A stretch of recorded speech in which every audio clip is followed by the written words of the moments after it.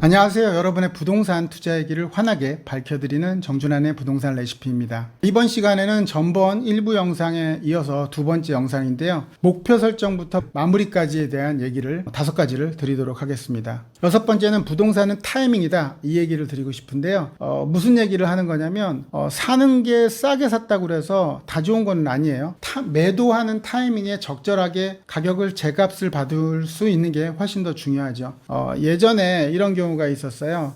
용산에 어떤 가격이 많이 상승했을 때 3.3제곱미터 즉 한 평당 9천만 원까지 올랐던 상황이 있었거든요. 2008년도였던 건데요. 매도 타이밍을 잘못 잡아서 사업이 무산되는 바람에 한 평당 4천만 원, 그러니까 한 평에 5천만 원을 손해본 경우도 있어요. 만약에 그분이 9천만 원이 아니라 7천만 원을 샀다가 예전에 한 평에 2억까지도 올랐던 경우가 있었는데요. 비싸게 1억 2천에 샀다 하더라도 2억에 팔았다면 성공된 투자죠.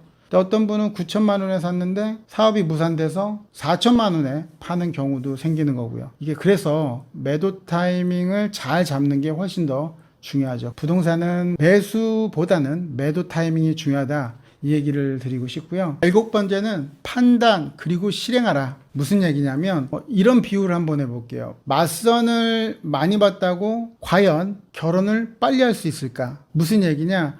보통의 분들이 맞선을 많이 본 분들도 상당히 많이 있죠. 결혼을 좀 잘하기 위해서 당연한 겁니다. 신중해야 되니까. 이 얘기를 드리는 이유는 부동산도 열심히 잘 분석하는 것도 중요하지만 어느 정도 판단을 했다면 실행에 옮겨야 되는데 이 실행이 못 옮기는 경우들이 상당히 많아요. 모두가 그런 건 아닌 것 같고요. 자, 그래서 실사례로 어떤 분 같은 경우는 항상 알아만 봐요. 알아만. 상담으로 오게 되면 이 금액이 이 정도 너무 많이 올랐는데요. 예를 들어서 3억짜리인데 이게 3억 2천, 5천이면 언젠가 좀 떨어지지 않을까요? 4억까지 오르면 너무 많이 올랐는데 해가지고 또 못 사요. 4억 5천 되면 또 못 사는 거고, 가격이 떨어지면 또 살 수 있느냐? 또 가격이 빠져도 더 떨어질 것 같아서 못 사고, 그런 경우들이 상당히 많이 있어요. 그래서 어느 정도 이 물건이 괜찮다라고 판단이 된다면 실천에 옮기는 것도 하나 부동산 투자한 것 같아요. 앞서 얘기했잖아요. 사는 것보단 파는 게 훨씬 더 중요하기 때문에 어느 정도 판단했다면 실행에 옮겼으면 좋겠다. 이 얘기를 드리고 싶고요. 8번째는 애정과 관심을 가져라.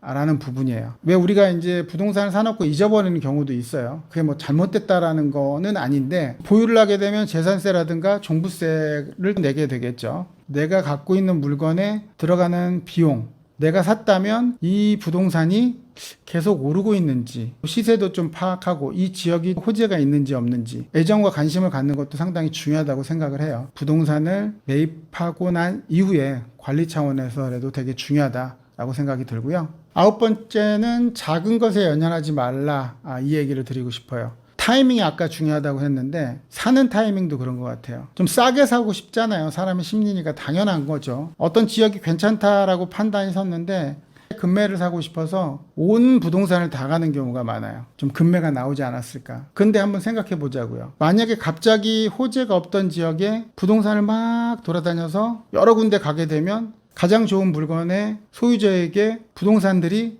다 전화를 했겠죠. 그러면 고객은 한 명이 돈 거죠. 근데 매도인 입장에서는 여기저기 부동산이 전화가 오니까 이거 매수자가 많은가 보다. 이거 있나 본데 호재가? 이래서 가격을 올리는 경우가 많아요. 따라서 본인이 돌아다니면서 한 명밖에 안 돌아다녔는데 비싼 가격으로 사는 경우도 생긴다는 거죠. 너무 많은 부동산을 다니는 것도 현명하지 않은 방법 중에 하나예요. 자, 10번째는 긍정적인 사고를 가져라. 이 부분인데요. 부동산을 매입하고 나서 조금 약간 성향상 떨어지면 어떡하지? 사고 나서 말이죠. 얼마 안 됐는데 또 잔금 치우고 나서 잘 샀네 못 샀네 주변의 얘기를 들으면 마음이 흔들리고 이거 잘못 산 거 아니야, 이런 분들도 상당히 많아요. 자, 선택을 했다면 긍정적인 사고를 했으면 좋겠어요. 선택했잖아요. 그리고 시간이 지나야 부동산 가격은 알 수 있는 거니까. 그래서 저는 어쨌든 매수를 한 이후에 일정한 기간 동안에는 좀 약간은 앞서 얘기했던 것처럼 조사를 일부 하는 거는 좋겠지만 얘를 잘 샀나 못 샀나에 대한 고민은 좀 아닌 것 같아요. 그래서 저는 좀 긍정적인 사고를 가졌으면 좋겠다를 10번째로 정했고요. 여기 지금 보시는 것처럼 행복은 긍정을 선택한 자의 몫이다. 멋진 얘기죠. 긍정적인 분들이 행복 부족한 그러한 것도 생기는 것 같아요. 자, 지금까지 1, 2부에 거쳐서 부동산을 알고 있는 투자에 대해서 재테크하는 방법 중에 알고 있는 내용일 수도 있지만 실천을 못하는 10가지에 대해서 얘기 드렸어요. 목표를 설정해라부터 긍정적인 사고를 가지라는 얘기까지 말씀드렸는데요. 자, 이 영상을 보고 그거 알지, 그게 돼, 근데 이런 분도 있고, 그래 요번에 한번 변화를 한번 줘볼까 해서 실천하는 사람들도 있을 겁니다. 상황에 따라서 두 부류로 나눠지겠죠. 자, 인생에 있어서도 그렇지 않을까요? 어떤 분은 알지만 실천을 못하는 분도 있고, 그거를 실천에 옮기는 분도 있고요. 이렇게 변화를 줬을 때 비로소 성공이 됐던 실패가 됐던 결과물은 오겠죠. 또 변화를 줘야 결과물도 얻게 되는 거니까요. 영상 잘 보셨죠? 영상 잘 보셔서 도움 되셨다면 구독하기, 좋아요, 알림 설정 부탁드리고요. 다음에 더 알찬 정보로 찾아뵙겠습니다. 오늘도 가슴 뛰는 삶 되세요.